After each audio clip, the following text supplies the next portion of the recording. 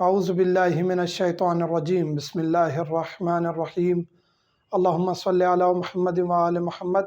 مومنین کرام، وراثت کے احکام جاری ہیں جس میں ہم نے وراثت کے احکام بتائے۔ میاں بیوی کی وراثت، کون لوگ وارث نہیں بن سکتے، اس میں پھر ہم نے الوالدین کا بھی ذکر کیا، اولاد کے حقوق بھی بتائے۔ آج ہم ذکر کریں گے کہ بیٹا اور بیٹی کتنی وراثت پائیں گے، یعنی بیٹے زیادہ ہیں، بیٹیاں ہیں، ایک بیٹا ہے، ایک ہی بیٹی ہے، تو اس کی وراثت والدین کے اموال میں سے، جائیداد میں سے کتنی ہوگی۔ یعنی اگر تھوڑی سی اولاد ہے، زیادہ اولاد ہے، سارے بیٹے ہیں یا ساری بیٹیاں ہیں، تو وہ کس طرح حقدار ہوں گی وراثت کی۔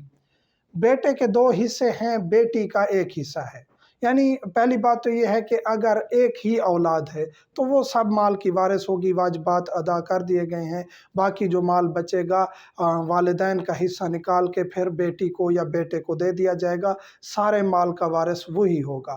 اگر زیادہ تعداد ہے تو کس طرح تقسیم کریں گے؟ مثال کے طور پر 2 بیٹے ہیں، 2 بیٹیاں ہیں، اب مال کو کس طرح تقسیم کیا جائے گا؟ بیٹے کے دگنا ہوں گے بیٹی سے، تو 2 حصے بیٹے کے شمار کر لیں گے۔ 2 بیٹے ہیں یعنی 4 حصے ان کے، 2 بیٹیاں ہیں 2 حصے ان کے، تو ٹوٹل کو 6 پہ تقسیم کر لیا جائے گا۔ 2 حصے بیٹوں کو دے دیے جائیں گے، ایک حصہ بیٹیوں کو دے دیا جائے گا۔ یعنی جتنے بھی بیٹے ہیں ان کے 2 لکھ لیں گے حصے۔ مثلا 4 بیٹے ہیں، 2 ان کو 2 کو 4 سے ضرب دے دیں گے، 8 حصے بن جائیں گے۔ اسی طرح 3 بیٹیاں ہیں تو ان کے +3 لکھ دیں گے، 8 اور 3 11، پوری جائیداد کو 11 پر تقسیم کر دیں گے، اس کی مالیت بنائیں گے، 11 پر تقسیم کر دیں گے۔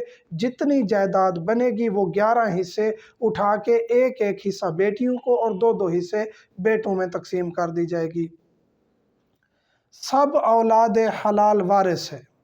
ایک تو یہ ہے کہ بیٹا ہو یا بیٹی، وہ سب اموال میں سے وارث بنے گی۔ ایسا نہیں ہے کہ بیٹی کو گھر میں سے یا زمین میں سے حصہ نہیں ملے گا، بعض لوگ ایسا کرتے ہیں تو وہ گنہگار ہوں گے اگر بیٹیوں کا حق کھا جاتے ہیں یا بہنوں کا حق کھا جاتے ہیں۔ تو سب اولاد حلال وارث ہے، حلال کی اولاد وارث ہے۔ نعوذ باللہ من ذالک، اولاد زنا وارث نہیں ہے۔ زنا سے جو اولاد پیدا ہوتی ہے، اگرچہ آپ اس کو نام دے دیتے ہیں، بعض لوگوں کو پتہ ہوتا ہے کہ یہ میری زنا کی اولاد ہے، نعوذ باللہ من ذالک، تو وہ وارث شمار نہیں ہوگی۔ بعض لوگ ظاہر کرتے ہیں، بعض ظاہر نہیں کرتے، تو یہ ایک ایسا گناہ ہے جو انسان کو ایک تو اس دنیا میں تباہ و برباد کر دے گا، اور آخرت میں بھی وہ شخص فریاد کرے گا جو زنا سے پیدا ہوا ہے کہ میرا جرم کیا تھا۔ اس دنیا میں بھی اس کے لیے سزا ہوگی، دونوں کے لیے، جس نے زنا کیا، جو زنا سے پیدا ہوا، اور آخرت میں بھی وہ شخص فریاد کرے گا اور زانی اور زانیہ عذاب میں مبتلا ہوں گے۔ وفات کے وقت وارث کا زندہ ہونا ضروری ہے، یہ ایک ضروری مسئلہ ہے۔ بعض اوقات ایسا ہوتا ہے کہ دادا زندہ ہوتا ہے، والد فوت ہو جاتا ہے، اب پوتے کے لیے، پوتی کے لیے یا نواسے نواسی کے لیے بیٹی جو ہے ان کی فوت ہو جاتی ہے، والدین ابھی زندہ ہیں اور اس کی اولاد بھی موجود ہے، تو وہ والدین جو دادا دادی یا نانا نانی ہیں، جب فوت ہوں گے ان کے نواسے نواسیاں، پوتے پوتیاں وارث نہیں بن سکتے، کیونکہ ان کا والد یا والدہ فوت ہو چکے ہیں۔ تو جو وارث بننا تھا، جو حقیقی وارث تھا، وہ فوت ہو چکا ہے۔ تو اس صورت میں بعض بزرگان ایسا کرتے ہیں کہ جی ہمارا بیٹا یا بیٹی فوت ہو گیا، اس کی چھوٹی چھوٹی اولاد ہے، تو اپنی زندگی میں وہ ایک حصہ ان کے نام کر دیتے ہیں، ان کے حوالے کر دیتے ہیں، تو ایسا کر سکتے ہیں، اس میں شرعاً کوئی اشکال نہیں ہے۔ سب مال میں سے بیٹی شریک ہے، بیٹی زمینوں میں، گھر میں، ہر جائیداد میں اسی طرح وارث ہے جس طرح بیٹا ہے، بس یہ ہے کہ بیٹی کا حصہ بیٹے سے آدھا ہے، باقی وارث وہ ہر چیز میں ہے۔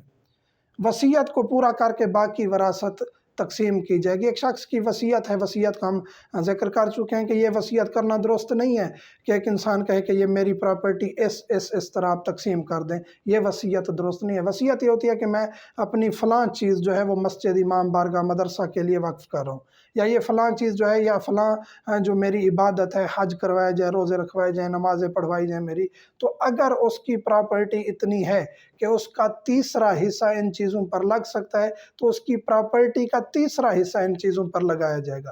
مثلا اس کی مالیت تھی 15 لاکھ روپے جائیداد کی، تو 5 لاکھ اس میت کی ملکیت ہے، باقی جو 10 لاکھ ہے وہ اولاد کی مرضی ہے، اس کی وصیت پوری کریں یا نہ کریں۔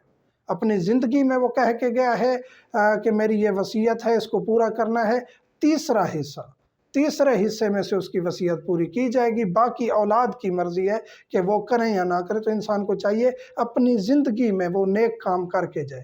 ایسی وصیتیں جو اس کی پراپرٹی سے زیادہ ہوں یا مثلاً کہ تیسرے حصے سے بھی زیادہ ہوں، ایسی وصیتیں بعد میں پھر نافذ العمل ہی نہیں ہوتی۔ جو آپ نیک کام کرنا چاہتے ہیں، اولاد کا بھی حق نہ ماریں، اولاد کا بھی حق نہ ماریں۔ نیک کام کرتے کرتے آپ اولاد کو بے روزگار، غریب، نادار چھوڑ دیں اور آپ نیکیوں میں جاتے رہیں، تو یہ بھی درست نہیں ہے۔ مساوات سے کام لیں تاکہ آپ اولاد سے بھی دعائیں لیں اور آپ نیک کام سے بھی اجر کمائیں۔